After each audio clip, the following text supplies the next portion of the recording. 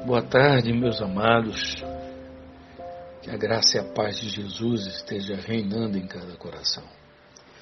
A minha oração é para que Deus vos fortaleça, vos fortifique e que o vosso fruto permaneça abundante em Cristo Jesus. Nós vamos, como combinamos, seguir no estudo do livro da Epístola de Paulo a Timóteo, a sua primeira epístola, capítulo de número 4. Hoje nós paginaremos esse capítulo e amanhã, certamente, se o Senhor permitir, o capítulo 5 e a gente fecha a epístola de 1 Timóteo. Eu espero que seja de um valor extraordinário para a sua vida. Eu vou seguir o modelo que venho seguindo, lendo e comentando para a gente ganhar tempo. Porque se ler todo o capítulo para depois voltar comentando é meio... fica grandioso demais. E aí você abre a sua Bíblia e, por favor, acompanhe o estudo com a sua Bíblia, lendo, observando, analisando. A nossa intenção é que você cresça, é que você levante questionamentos, é que você se pergunte sobre o que está sendo dito e o que está escrito, conferindo uma coisa com outra. Seja bereano nesse sentido, tá bom? Capítulo 4 de 1 Timóteo diz assim: mas o Espírito expressamente diz que nos últimos tempos apostatarão alguns da fé, dando ouvidos a espíritos enganadores e a doutrinas de demônios, pela hipocrisia de homens que falam mentiras, tendo cauterizado a sua própria consciência, proibindo o casamento e ordenando a abstinência dos manjares que Deus criou para os fiéis e para os que conhecem a verdade, a fim de usarem deles com ações de graça. Porque toda a criatura de Deus é boa, e não há nada que rejeitar, sendo recebido com ações de graça. Porque pela palavra de Deus e pela oração é santificado. Queridos, eu venho na militância pastoral já há alguns anos. E antes disso, na militância da própria fé, no estudo das Escrituras. Além do estudo das Escrituras, a gente também vem da convivência com as comunidades cristãs. Eu tive a honra, o privilégio de passar por 12 países e conhecer um pouco da Igreja de Deus por onde andei.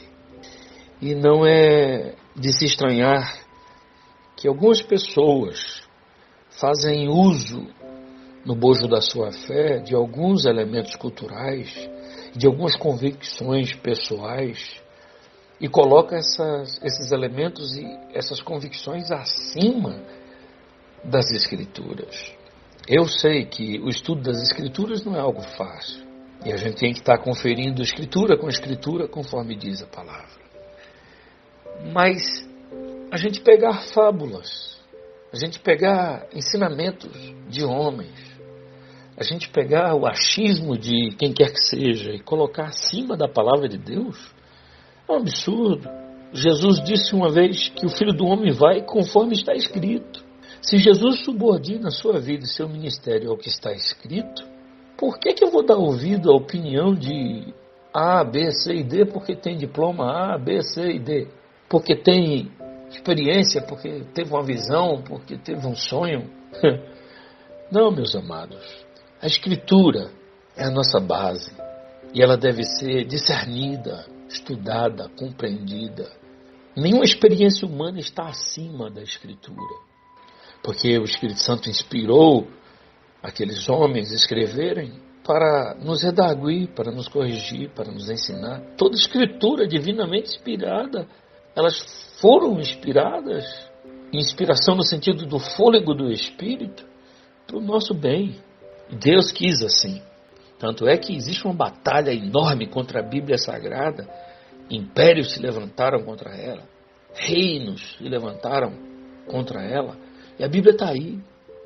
Agora vem um chucrinho aqui e ali, achando que pode fugir do que está escrito porque minha opinião está sendo posta acima das Escrituras. Aonde que isso é legítimo, isso é válido? Então eu venho do pressuposto de que sola Escritura, como disse Lutero uma vez, sola gratia, a graça de Deus, sola Escritura e sola fide. Tá certo que as experiências são válidas, mas nada pode estar acima da palavra de Deus.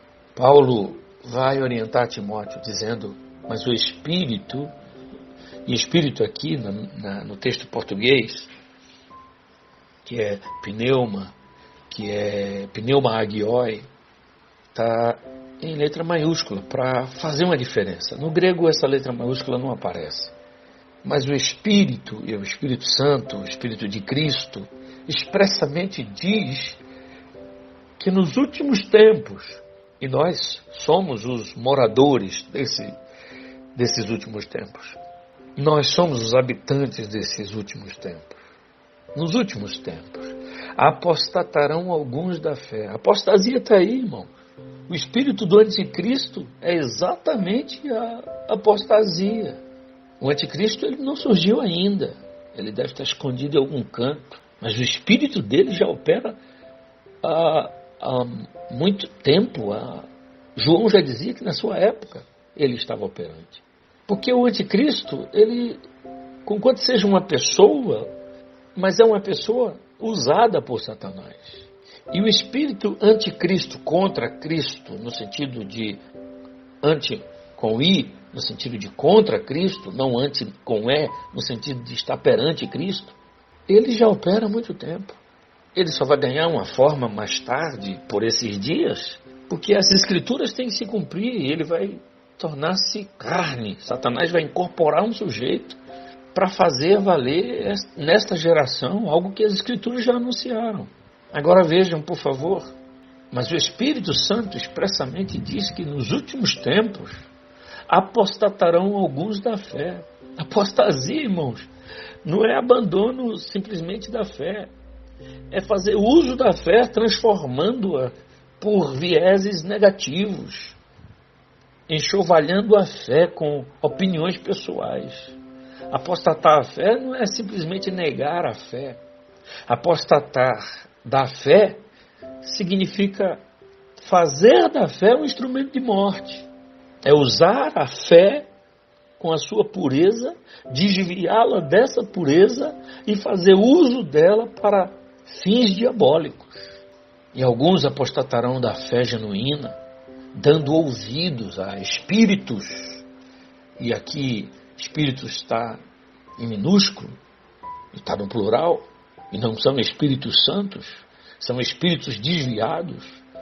E entenda-se por espírito, aqui nesse momento, tanto por demônios, quanto por espírito humano, que apostataram, que abandonaram a fé, dando ouvidos a espíritos enganadores, espíritos que enganam, que mentem, que torcem a palavra, que negam a palavra, e a doutrinas de demônios. Os demônios também ensinam? Ensinam, está aqui, ó. Tem doutrinas de demônios, falsos mestres, falsos profetas, homens carnais, homens maliciosos, homens que Paulo vai descrevê-los em 2 Timóteo capítulo 3, com 20 características. Homens dirigidos por demônios. E agora no verso 2 do capítulo 4 de 1 Timóteo, ele vai dizer, pela hipocrisia de homens que falam mentiras. Eles estão no altar, eles não saíram do altar. Eles estão mentindo no altar, usando a palavra de Deus e torcendo, como Satanás fez no Éden, mentindo. Tendo cauterizado a sua própria consciência, eles não estão mais nem aí para o reino de Deus, para a vontade de Deus, para Jesus, Espírito Santo. Eles não estão mais nem aí, o negócio é grana, o negócio é sucesso, o negócio é dominar as massas. O negócio é bem-estar material. Eu estando bem, que se dane o resto. Consciência cauterizada, sabe o que é isso? Perderam a sensibilidade, queimaram a sensibilidade ao ponto de esturricar. E no verso 3 ele diz, proibindo o casamento. Aí começa, por conta desse desvio, começa uma série de regras que a palavra de Deus nunca fez. Começam a criar regras para a comunidade que Deus nunca os mandou. Deus não mandou. Proibindo casamentos. Eles proíbem casamentos. Dizem que não dá para casar mais, não pode casar, não pode isso, não pode aquilo. Proibindo casamentos. E ordenando a abstinência dos manjares. Não coma isso, não coma aquilo, porque vinculados à religiosidade e à leitura desencontrada dos textos bíblicos e fazendo a comunidade viver o que Deus nunca mandou, ordenando a abstinência dos manjares que Deus criou para os fiéis. Foi Deus quem criou para os fiéis, Paulo está dizendo. E para os que conhecem a verdade. Coisas boas que Deus mandou você comer, desfrutar delas. Mas esses recalcados, hipócritas, fingidos que estão no altar, sendo usados por doutrinas de demônios, estão proibindo a comunidade de Deus de ser livre. Até no apetite, até no que come, na mesa, eles mandam em tudo. Proibindo a restauração de vida, proibindo, porque são recalcados e começam agora a querer impor sobre os outros aquilo que eles mesmos não têm para si, não são livres para usufruir. São diabólicos até o tutano, são medíocres, tacanhos, mesquinhos, a fim de usarem deles com ações de graça. Deus fez para os que andam na verdade, disse comam, participem, celebrem, participem disso com ações de graça, e tendo dado graças, tomou e comeu. Olha que coisa linda. É assim a proposta, está aqui escrito, a fim de usarem deles com ações de graça. Porque toda criatura de Deus é boa. Toda criatura, não tem nenhuma fora. Toda criatura de Deus é boa. Toda criatura, não está dizendo algumas criaturas, não está dizendo poucas criaturas, não. Está dizendo toda criatura de Deus é boa. Tudo que Deus fez. Obviamente, tem coisas que não fazem parte do cardápio, que não devem fazer parte da culinária, mas isso não tira a essencialidade do bem, da criação divina, naquelas coisas que eu não posso comer, porque toda criatura de Deus é boa e não há nada, vou repetir, e não há nada que rejeitar, sendo recebido com ações de graça. Irmão, você orou, você deu graças a Deus, apresentou ao Senhor, não há nada. Sabe o que é não há nada? Então para de firula, invenções, de sincretismo religioso, querendo negar a experiência da religião do outro, você impõe coisas para a sua comunidade. Não coma isso, não toca nisso, não cheire isso, não beba isso. Isso é do diabo. O que é do diabo? Deus criou todas as coisas. O diabo é a mentira. As doutrinas de demônios, isso sim é dele. Porque toda criatura de Deus é boa, não há nada que rejeitar, sendo recebido com ações de graça. Porque pela palavra, olha aqui, pela palavra, a centralidade é a palavra de Deus. Porque pela palavra de Deus e pela oração é santificada. E aí agora vai depender de você fazer bom uso da sua fé, meu amado. Pela palavra de Deus. Deus disse, haja. E abençoou Deus a criação. Abençoou Deus as sementes da terra. E pela oração. Você tem o hábito de orar pelo que você vai comer? Eu costumo dizer que a oração é boa antes, durante e depois. Às vezes a gente está tão atarefado, tão agoniado, que vai comer, a gente se esquece. E lembra no meio, quando está comendo. Ora, meu irmão, apresente o Senhor. E se acontecer de esquecer também comendo, e lembrar depois, ora, fala com o Senhor. Porque Deus é contigo, Deus é amor, Deus é misericordioso. Para de crendices, superstições, fábulas, meninice, infantilidade espiritual. Paulo disse que quando eu era menino, eu pensava como menino, eu falava como menino, discorria como menino.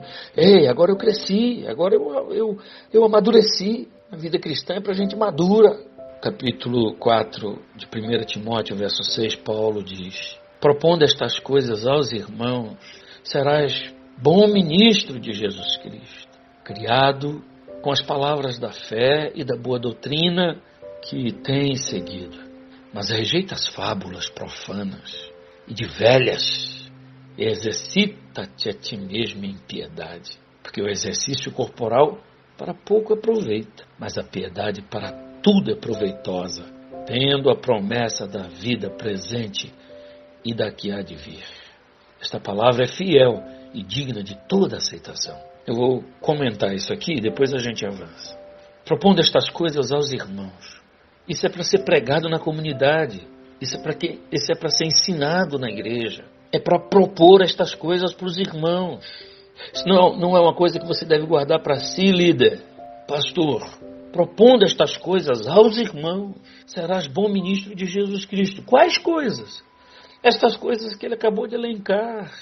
Fuja das doutrinas de demônios, ensina a verdade, ensina a fé, prega a palavra de Deus, com a pureza da alma, dentro da perspectiva libertacionista.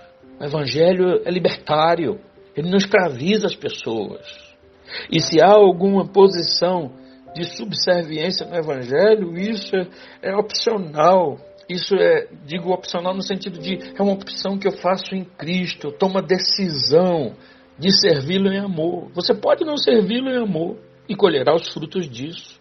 Mas o Evangelho, no fundo, deseja que você submeta a Cristo, a palavra de Deus, a fé pura e simples, sem fingimento, ao amor puro, a uma boa consciência. É isso que Paulo vem ensinando. É isso que deve ministrar. Propõe isso aos irmãos. E se você faz assim, Paulo diz que você será um bom ministro de Jesus Cristo, criado com as palavras da fé. Olha que coisa linda. Você vai nutrir os irmãos com a palavra da fé, a palavra da fé e da boa doutrina, que não são as doutrinas de demônio, a boa doutrina, a doutrina de Cristo, que tem seguido Timóteo. Isso é claro, para quem tem seguido. Paulo está certo que Timóteo está seguindo isso. E ele diz, mas rejeita, olha aqui, é um mandamento, rejeita as fábulas profanas, conto de carochinha. Esses últimos dias a gente tem visto pessoas querendo regressar ao modo judaizante de viver. Paulo escreveu cartas, a igreja pelejou tanto para arrancar a igreja gentílica desse judaísmo tosco, que a palavra de Deus protestou veementemente. E nesses últimos dias tem gente que se perdeu na dimensão da fé, querendo voltar para as práticas judaicas sem reflexão, às fábulas de velhas, de contos de carochinha, de gente sem noção. Com isso eu não estou dizendo que as escrituras sagradas no Antigo Testamento não têm valor, não estou dizendo isso, mas há muitos elementos ali que já foram superados, que podem ter utilidades e valor para os judeus, mas para nós gentios não se aplica. Atos capítulo 15 deixa isso bem claro, Paulo deixa isso bem claro, em Gálatas existe o evangelho da circuncisão que é para os judeus, tem mandamentos perpétuos que é para os judeus, mas não tem nada a ver com a gente. A gente deve seguir Jesus numa outra modalidade, respeitando a eles e eles respeitando a nós. Essa é a proposta, mas rejeita as fábulas profanas e de velhas e velhos, viu? Velhas e velhos, que estão no altar contando conto de carochinha e deixaram de pregar a palavra de Deus a tempo. E exercita-te a ti mesmo em piedade. O que é piedade? Coração misericordioso, um coração buscando santidade, buscando fazer a coisa certa. Piedade é isso. Exercita-te nisso, aplica-te a isso, esforça-te, faz com diligência. Essa é a proposta. E agora ele vai fazer um paralelo e mostrar uma contradição proativa. Porque o exercício corporal para pouco aproveita, para pouco presta. O exercício corporal, ele não diz que é ruim. Ele não diz que não deve fazer. Ele diz que serve, mas pouco. Em relação aos valores espirituais, é muito ínfimo. Então, entre o gastar tempo, o investir em exercício corporal e viver dentro de uma academia, ele está dizendo, aplica-te a piedade. Mas a piedade para tudo é proveitosa. Se exercite na piedade, mais do que no corpo. tendo a promessa da vida presente e daqui a de vir. Mas a piedade para tudo, a piedade, a santidade, para tudo é proveitosa. E o que é santidade, irmão? É um clichê? É uma farda? É uma camisa escrita santidade ao Senhor? Não, santidade é fazer as coisas certas. Irmão, faz a coisa certa. O certo é o certo. Faz a coisa com amor. Porque isso é santo, é aprazível diante de Deus. Tendo a promessa da vida presente. Porque em fazendo assim você ganha a vida presente e também a que há de vir.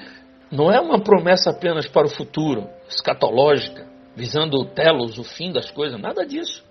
Tem a ver com o presente. Irmão, faz o bem que você vai ganhar o bem agora. Que o bem voltará para você agora. Você vai colher isso aqui e no futuro. Na vida eterna. E aí Paulo vai dizer, esta palavra é fiel e digna de toda aceitação. Isso que ele está dizendo agora, que ele afirmou para Timóteo, ele está dizendo, isso é fiel. E você deve aceitar isso com todo amor, porque ela é digna de toda aceitação. Quando um pastor começa a resistir a essas coisas, ele está fora da vontade de Deus. Tem culto que é mais malhação do que devoção. O indivíduo está indo para os cultos para malhar. Porque a visão do pastor se tornou tão coloquial, tão terrena, que perdeu a visão do reino de Deus e da celestialidade. Porque alguns sujeitos se deixaram levar por ensinos malignos e perderam a visão do caminho, a simplicidade do caminho. E Paulo está dizendo a Timóteo, essa palavra ela é fiel e aceita-a de coração. No verso 10 ele diz, porque para isto trabalhamos e lutamos. 2 verbos distintos aqui. Porque para isto trabalhamos. O que é trabalhar? Se empenhar. Construir alguma coisa. E lutamos. O que é lutar? Alguém vem tentar destruir o que você está construindo. Então lute. Lute. Não deixe destruir. Por isso, trabalhamos e lutamos. Pois esperamos no Deus vivo. Nós esperamos na intervenção divina. Nós estamos esperando o agir de Deus. Ele que é o Salvador de todos os homens. Ele não é salvador só de evangélicos, de batistas. Eu cresci na Assembleia de Deus. Houve um tempo que a pregação era, se você fosse para uma igreja batista, estava indo para um campo minado de desviados. Se você andasse no meio de... Eu estou falando de igrejas co-irmãs, renovadas, presbiterianas. Nossa, como era difícil. Estou falando de 36 anos, quase 40 anos atrás. Graças a Deus isso mudou. Alguns pastores abriram a visão. E ele diz assim, que o Senhor é salvador de todos os homens, o Deus vivo. Salva todos os homens, na África, na Oceania, na Europa, na América. Ele salva todos os homens. Está certo que nem todos os homens querem ser salvos. Vão abraçar a salvação, preferem o caminho mau. Mas Deus levantou Jesus para ser salvador de todos os homens, para que todo aquele que crê seja salvo. E observem, por gentileza, porque para isso trabalhamos e lutamos, pois esperamos no Deus vivo, que é o Salvador de todos os homens, principalmente dos fiéis.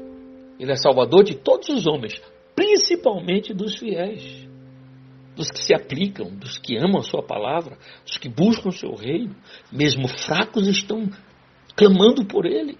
Eu gosto quando a Bíblia chama os da comunidade do Salvador de fiéis. A palavra fiéis vem da mesma origem da palavra fé. Pistes. Os fiéis são os que creem. E os que creem são os fiéis. Pistes. Essa é a palavra que origina, semanticamente, dá 2 sentidos para uma raiz só. E agora Paulo diz, manda estas coisas e ensina-as. Ordena que os irmãos cumpram essas coisas. Pare de pregar bobagens. Para de se ocupar com o que a Globo anda dizendo, o que a TV tal, o jornal, você leu numa revista, alguém de uma religião tal está dizendo. Para com isso, ensina a palavra, meu. É a palavra. Manda estas coisas e ensina-as. Ninguém despreze a tua mocidade. Paulo está dizendo a Timóteo. Não é porque você é jovem que você vai ser desprezado dentro da igreja. Prega, meu filho. Anuncia a palavra com garra. Fica dentro da palavra, não saia dela. Se aplique a palavra, a estudá-la, a conhecê-la, a discerni-la, a aplicá-la com a maturidade de um homem de Deus. E se alguém questionar a sua juventude, os mais velhos, né, esses que gostam das fábulas, esses que gostam de dizer eu cheguei aqui antes, não dê ouvido a eles. Ninguém despreza a tua mocidade, mas ser o exemplo dos fiéis. Timóteo, não basta pregar. Eles têm que olhar para você e ver você vivendo a palavra. Ser o exemplo dos fiéis. Ser o principal dos fiéis. Na fé, na obediência à palavra. Na palavra, no trato. Olha aqui. Na palavra, no trato. Na palavra, no trato e no amor. Na caridade. No respeito. No espírito. E aqui a palavra espírito agora está falando de estar dominado, controlado pelo Espírito de Deus, no espírito, na essência. Não busca as coisas pela aparência, na fé, de acordo com o que está dito, crido, e na pureza. Na pureza, faça tudo com pureza da alma, uma boa consciência. Persiste em ler, não para de ler, Timóteo. Tem pastores que vão para o altar e não leem nem a Bíblia. Quantas vezes eu tive que socorrer no altar pregadores que iam pregar e não sabiam nem o que ia pregar. Chegavam a mim, pastor, o senhor tem um versículo aí que eu possa pregar? Pastor, onde que está tal e tal? Não se prepararam, não leem. Eles acham que ler é pecado, só querem orar, só querem profetizar, só querem as campanhas que dão resultados materiais.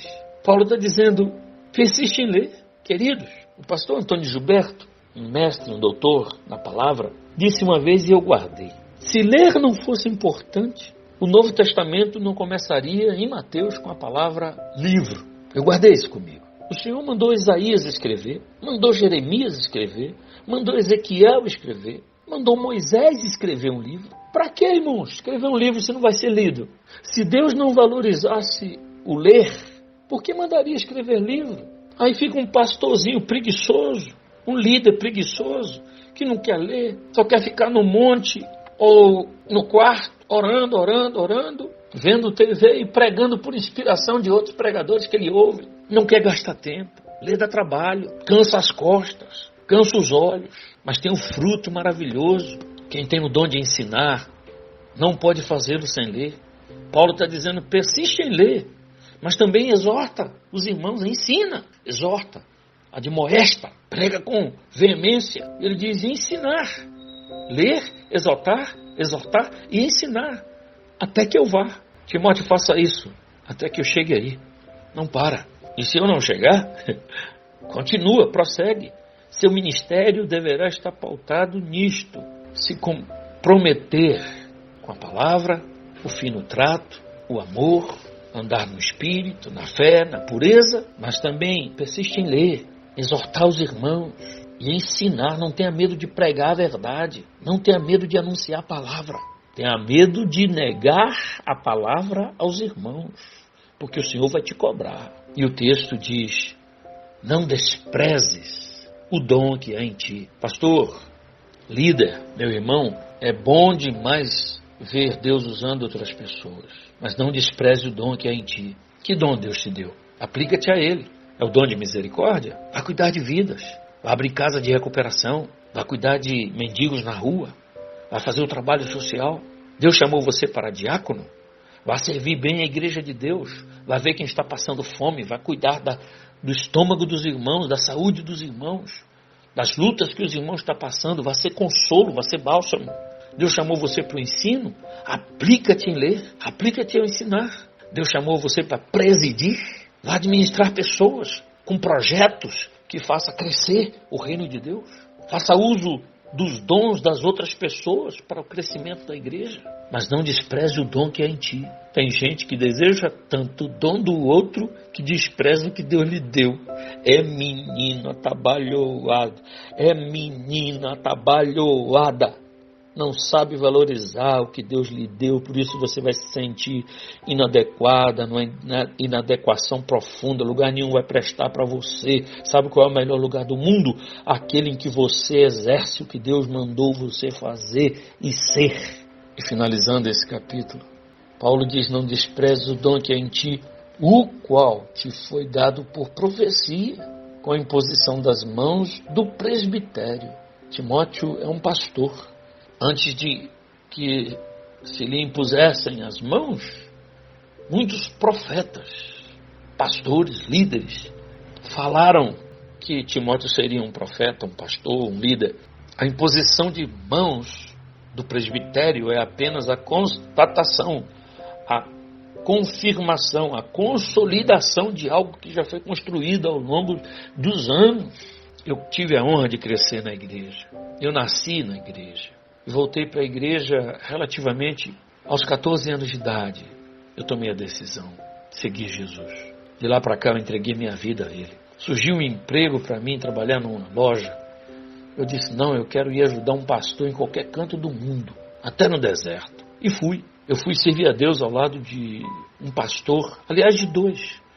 O primeiro foi o pastor Gilberto Pires, com quem aprendi a orar, com quem aprendi a pregar, com quem aprendi a ter intimidade com Deus, com quem aprendi a tocar violão, cantar. E depois eu tive a honra de servir a Deus ao lado do pastor Adailton Alcione, um mestre da palavra, um homem cheio do Espírito Santo. Como Deus usava esses homens para batizar no Espírito Santo. Como Deus usava esses homens poderosamente lá no início de seus ministérios. Eram jovens, líderes. E eu era o carregador de água para lavar as mãos e os pés deles e de seus familiares. Quanta lata d'água eu levei na cabeça. Quantos pedidos formulados e eu atendia. Eu era um garoto. Eu queria aprender, mas aprendi a orar. Aprendi a dobrar os meus joelhos. Aprendi a pregar na praça. Aprendi a fazer vigília na roça. Andar por cima de caminhão, de pau de arara, os irmãos cantando para um culto na roça, e eles profetizavam: você vai ser um pastor, Deus te chamou, Deus é contigo. Eles profetizaram. Somente mais de 10 anos depois que eu estudei, pelo menos 3 seminários ou 4, é que veio a imposição de mãos sobre minha cabeça. 18 pastores o fizeram. Passei por um concílio. Não foi assim a migué. Mas eu já pregava desde garoto o Evangelho. Desde 14 anos de idade eu prego o Evangelho.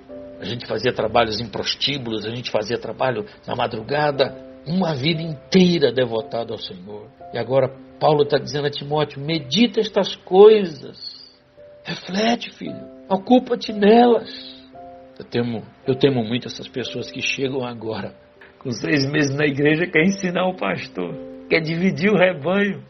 Ah, meu Deus do céu, em que mundo a gente está vivendo, para que o teu aproveitamento seja manifesto a todos. Eu nunca dei trabalho aos meus pastores, sempre aprendi a pedir desculpas, pedir perdão, perguntar se eu podia, eu posso. Nunca quis fazer nada fora da autoridade pastoral.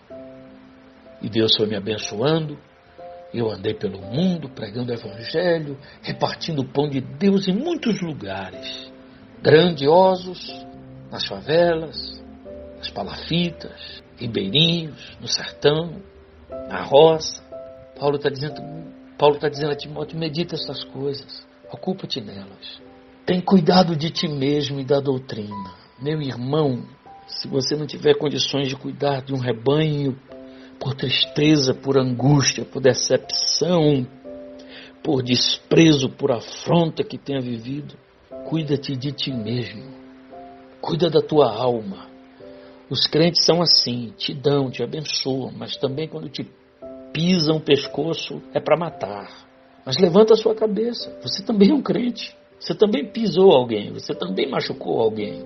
E às vezes eles nem fazem por maldade, eles fazem porque são seguidores do rebanho. Espírito de manada, não refletem. Segue às vezes suas lideranças irrefletidamente. Outros fazem por maldade mesmo, que a gente não pode negar. Então, cuida de ti mesmo. Eu costumo dizer que se você não puder levar muitas pessoas para o céu pela sua pregação, leva a tua própria alma. Leve-se, não perca o caminho. Tem cuidado de ti mesmo e da doutrina. Cuida de ti, da tua saúde, do teu corpo, da tua mente. cuida, mas guarda a doutrina, o ensinamento, os princípios da palavra de Deus. Preserva isso dentro de você. Não importa a crise. Se você está no altar, cuida de ti e da doutrina. Se está fora dele, cuida de ti e da doutrina. Porque no final, no caminho estreito, na porta estreita, só você passará. Ninguém passará por você. É você e Deus. E finalmente ele diz, persevera, não para, não desista. Persevera nestas coisas. Quais coisas? Isso que foi dito aqui no capítulo 4. Isso que foi dito no capítulo 3. Isso que foi dito no 2, no 1. Persevera nestas coisas. Porque fazendo isto te salvarás.